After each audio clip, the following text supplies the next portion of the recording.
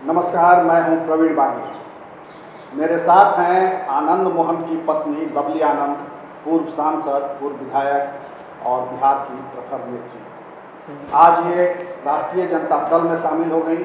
हम इनसे बातचीत करेंगे आगामी राजनीतिक भविष्य के बारे में, राजनीतिक योजनाओं के बारे में और क्या वजह हुई कि राष्ट्रीय जनता दल में इन्हें शामिल होना पड़ा। लवली जी, आपका स्वागत है। आप आज राष्ट्रीय जनता दल की सदस्यता आपने ली, तो क्या वजह हुई कि राष्ट्रीय जनता दल में आपको शामिल होना पड़ा? क्योंकि आपके पति तो राष्ट्रीय जनता दल के खिलाफ भी लड़ते रहे, जिन ताकतों के खिलाफ लड़ते रहे, आपने उन्हीं के साथ दोस्ती कर ली। नहीं, देखिए, आनंद मोहन जी की जो लड़ाई रही है तो उनका जो है एक अपना सिद्धांत विचार, इसके लिए किसी व्यक्ति से लड़ाई नहीं थी। विभिन्न मुद्दे पर आप देखिए कि हम लोग विभिन्न मुद्दे पर वो साथ भी रहे। आज जो है हम जनभावना को कद्र करके, जनभावना का कद्र करके हम राष्ट्रीय जनता दल में शामिल हुए हैं।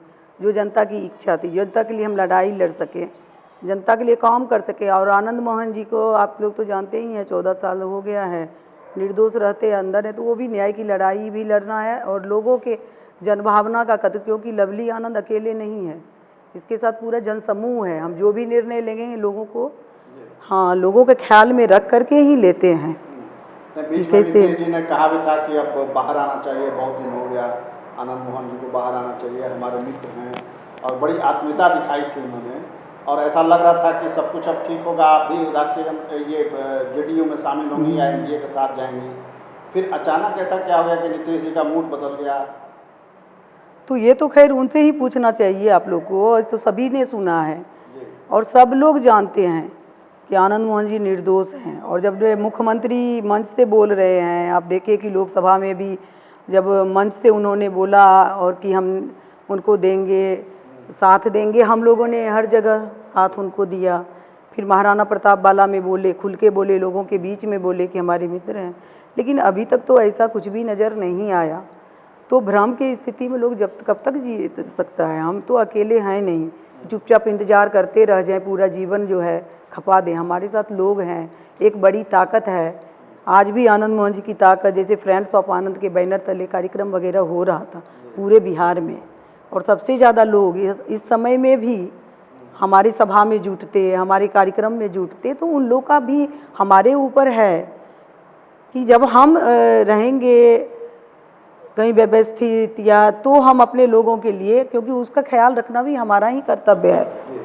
तो आपको लगता है कि नीतीश जी ने वादा खिलाफी की या एनडीए ने वादा खिलाफी? ये तो सभी लोग देख रहे हैं, आप भी देख रहे हैं, हम भी देख रहे हैं। बिहार के जो है जितना 12 करोड़ जनता, ये भी देख रहे हैं कि वो बोल क्या रहे हैं और कर क्या रहे हैं। कितना दिन हुआ, 8 महीने हुआ, और आप लोकसभा का चुनाव देखिए 1.5 साल होने गए। तो आपका कथनी और करनी बिल्कुल में अंतर नहीं होना चाहिए। आप उस पद पर बैठिए, कुर्सी पर, जहाँ की बोलने का मतलब होता है, उस कुर्सी का भी तो आप मान रखिए। आप जिसके पास वोट लेने जाएंगे वो तो सवाल आपको करेगा, आप कहाँ से जवाब देंगे? क्योंकि आप बोल दिए कि हमारे मित्र हैं, निकालेंगे, निर्दोष हैं, ये भी आप बोले, हम साथ देंगे, लेकिन कुछ तो नज़र नहीं आ रहे। तो भरोसे में जीवन लोग खपा देगा कब तक? ये 14 साल समय उनका जा रहा है और आप बोले हैं, और बोलने से तो होगा नहीं। कथनी और करनी में आप अंतर नहीं करिए। तो आप कुछ ऐसा नहीं करें, आप वहाँ बैठ कर के कुछ ऐसा नहीं किए और ना कर रहे हैं।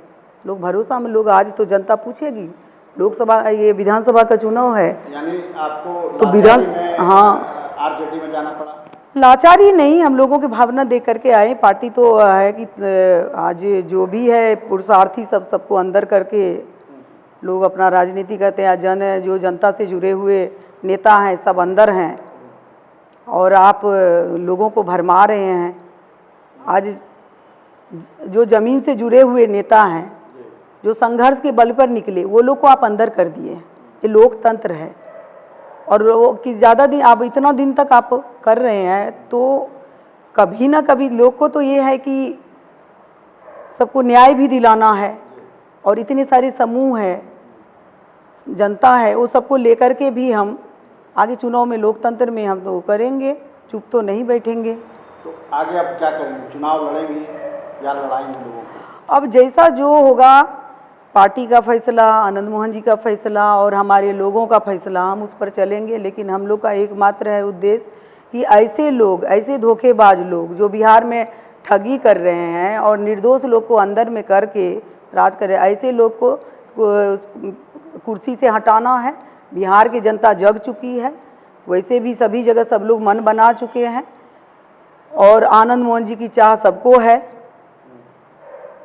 तो वो लोग तो जवाब देगी और वो लोगों से करके हम लोग निकलेंगे। जैसा जो होगा विचार वैसा किया जाएगा। आपके समर्थकों को कितनी सीटें मिलेंगी आरजेडी में?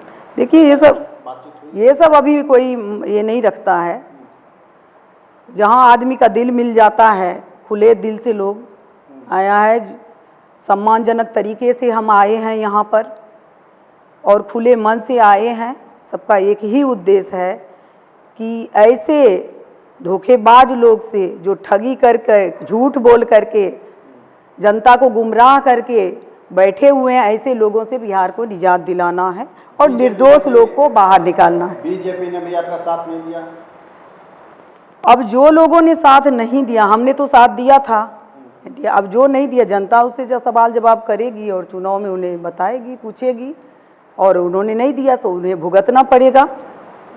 ये कहा जा रहा है कि इस बार आपके पुत्र चेतन आनंद चुनाव लड़ेंगे। देखिए ये तो अब चेतन जी की इच्छा है। चेतन जी आप लोग को मालूम ही है, बेटा है, बड़ा बेटा है। बड़ा बेटा पर ज़्यादा जिम्मेवारी होती है और ये लोग का तो पिता जब अंदर चले गए तो 9वीं क्लास में थे, उसके बाद फिर भी बेलहम बॉयज से पढ़ाई करके, सिंबाइसिस से पढ़ाई करके 15 लाख का पैकेज को, नौकरी को ठुकरा के संघर्ष का रास्ता अख्तियार किया। 8-9 साल से चुनाव में या जितना जो है जनता के बीच जाना, संघर्ष करना, जो भी होता है वो मैदान में है, साथ दे रहे हैं, बल्कि लड़ाई को आगे बढ़ा रहे हैं, अपने पापा की लड़ाई को। आपकी क्या इच्छा है? तो अब हाँ, अब उसको जो इच्छा है, लोग स्वतंत्र हैं अपना निर्णय लेने के लिए।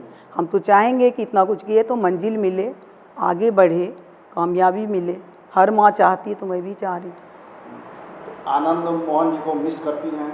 लंबे अरसे से वो जेल में हैं, मुलाकात नहीं हो पाती होगी।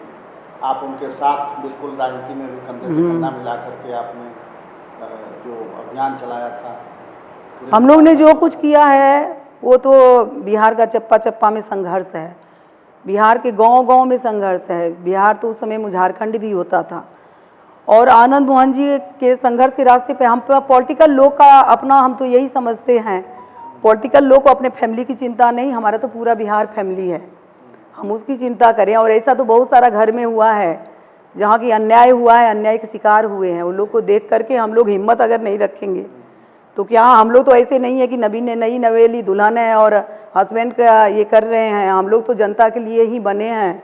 उस कम उम्र में वैशाली का चुनाव उस समय में था, कितना संघर्ष का रास्ता था, छोटे छोटे बच्चे को छोड़ के आए।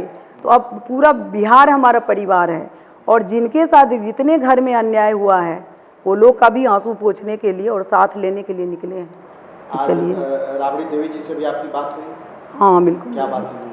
नहीं, सभी जगह ये सकारात्मक बात, अच्छी बात हुआ, खुले मन से सम्मानजनक तरीके से पार्टी में लाना हुआ तो अच्छा लगा।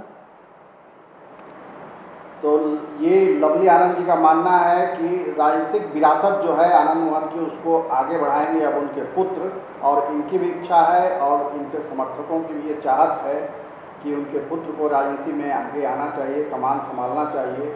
और आरजेडी की सदस्यता आज इन्होंने ली है, इनके पुत्र ने भी सदस्यता ली है। इस बात की पूरी संभावना है कि जो चुनाव होने वाले हैं उसमें इनके पुत्र ही राष्ट्रीय जनता दल की ओर से चुनाव लड़ें, ऐसी लवली आनंद जी की भी इच्छा है।